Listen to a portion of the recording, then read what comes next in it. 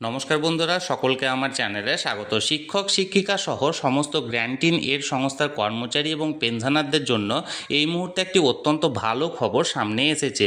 Supreme কোর্টের নির্দেশ মেনে সমস্ত শিক্ষক শিক্ষিকা এবং গ্র্যান্টিন এর সংস্থার কর্মচারী ও পেনশনাররা খুব শীঘ্রই বকেয়া ডিএ এরিয়ার পেতে চলেছেন। যে খবরটি এই মুহূর্তে বেরিয়ে এসেছে সেটি নিয়ে আজকের ভিডিওতে বিস্তারিতভাবে আলোচনা করব।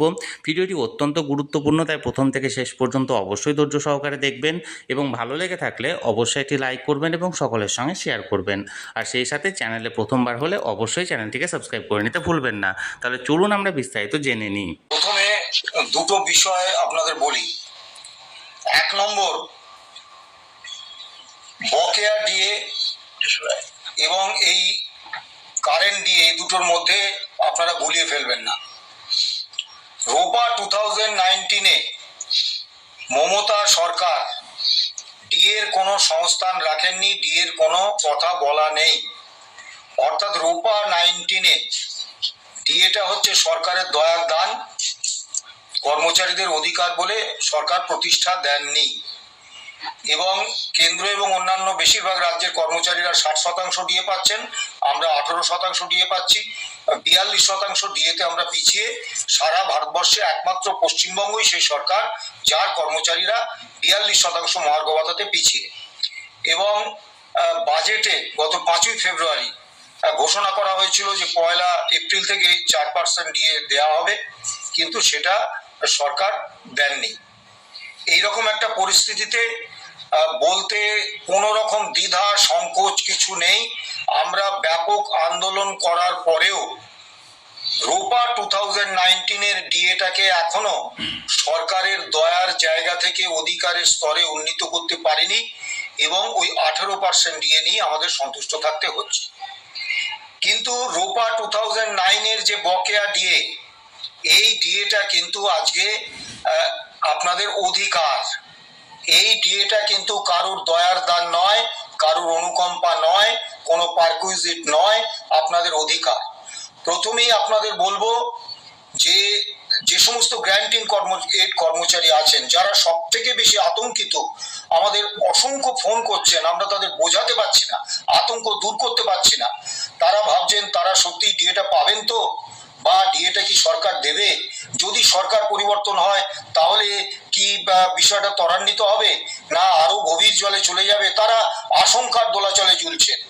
আমি প্রথমেই বলবো, আপনারা আপনাদের অধিকার সম্পর্কে সচেতন হন।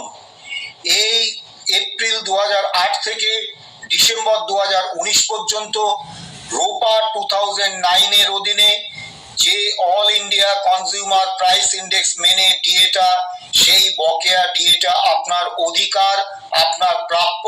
কেউ দয়া করে আপনাকে এটা দিচ্ছে না। দ্বিতীয় বিষয়টা অত্যন্ত স্পষ্ট করে বলে দিই, বিভিন্ন রকম প্রচার চলছে, তারা কতটা সরকারি আইন কানুন জানেন বা কতটা আইন সম্পর্কে পড়াশোনা করেছেন আমি জানি না। অত্যন্ত স্পষ্ট ভাষায় আমরা বহু দিন থেকে বলছি, যার জন্য আমাদের সমালোচিত হতে হয়েছে, যে গ্র্যান্টিন এড কর্মচারীরা সরাসরি রাজ্য সরকারি কর্মচারী নন।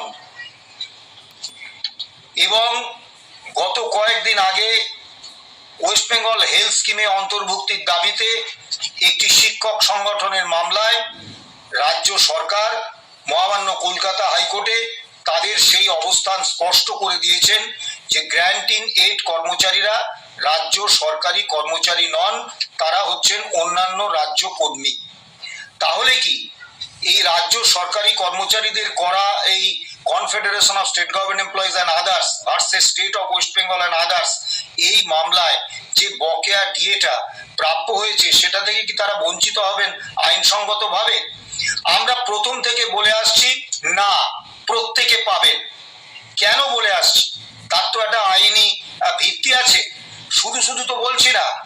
আপনাদেরকে অনুরোধ করব, আপনারা ফিনান্স ডিপার্টমেন্টের 1691F 1691F তারিখ হচ্ছে 23শে ফেব্রুয়ারি 2009, এই অর্ডারটা আপনারা দয়া করে বার করুন এবং রোপা রুলসের রোপা 2009 এই রুলসের 25 নম্বর পাতায় এটা আপনারা পাবেন।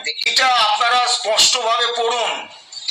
সেখানে কি বলা হয়েছে দেখুন, 1 নম্বর অনুচ্ছেদের B, teaching and non teaching employees of government sponsored and aided, 1 number educational institutions, 2 number training institutions of primary teachers, 3 number libraries, 4 number polytechnics and junior technical schools, তারপরে হচ্ছে non teaching employees of non government colleges sponsored or aided, employees of the municipalities, municipal corporation, notified area authorities, district primary school councils and panchayat bodies। অর্থাৎ রোপা 2009 এর 1691 F তারিখ 23 ফেব্রুয়ারি 2009 এই আদেশ নামায় পশ্চিমবঙ্গ সরকার অত্যন্ত সুনির্দিষ্টভাবে যে clarificatory memorandum on the West Bengal services revision of pay and allowances rules 2009 and on allied matters dealt with by the 5th pay commission, এখানে কিন্তু তারা অত্যন্ত স্পষ্টভাবে বলে দিয়েছেন, অর্থাৎ গ্র্যান্টিন এডের কর্মচারীরা সরাসরি রাজ্য সরকারি কর্মচারী না হলেও তারা রাজ্য সরকারি কর্মচারীরা পঞ্চম রাজ্য বেতন কমিশনের সুপারিশ অনুসারে রোপা 2009 যা যা সুযোগ সুবিধে পান। আমি বিষয়টা উল্লেখ করছি। To examine the present structure of pay and conditions of service after taking into account the total package of benefits, total package of benefits তার মানে তার মধ্যে ডিএ, হাউস রেন্ট অ্যালাউন্স সব কিছু আছে। to the following categories of employees to suggested changes ইত্যাদি ইত্যাদি, যেগুলো আমি আগে পড়লাম। অর্থাৎ এই আদেশ নামায় রাজ্য সরকার 2009 সালে 23 ফেব্রুয়ারি 1691 F এই আদেশ নামায় তারা কিন্তু বলে দিয়েছিলেন অত্যন্ত স্পষ্টভাবে যে গ্র্যান্টি নেট কর্মচারীরা রাজ্য সরকারি কর্মচারী না হলেও তাদের জন্য পঞ্চম বেতন কমিশনের সুপারিশ এবং রোপা 2009 এর যে ডিএ প্রভিশন সেই অনুসারে রাজ্য সরকারি কর্মচারীদের মতোই তারা ডিএটা পাবেন বা টিয়ারনেস রিলিফটা পাবেন। এ নিয়ে সন্দেহের কোনো অবকাশ নেই। তাহলে বন্ধুরা, সুপ্রিম কোর্টের নির্দেশ মেনে সমস্ত সরকারি কর্মচারীর পাশাপাশি সমস্ত গ্র্যান্টি নেট সংস্থার কর্মচারী এবং পেনশনাররা বকেয়া ডিএ এরিয়ার পেতে চলেছেন এবং এই নিয়ে পঞ্চম বেতন কমিশনের রিপোর্টে স্পষ্ট উল্লেখ করা আছে।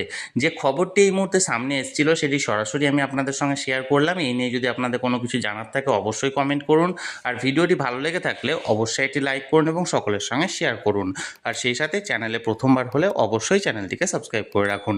ধন্যবাদ, দেখা হচ্ছে পরের ভিডিওতে।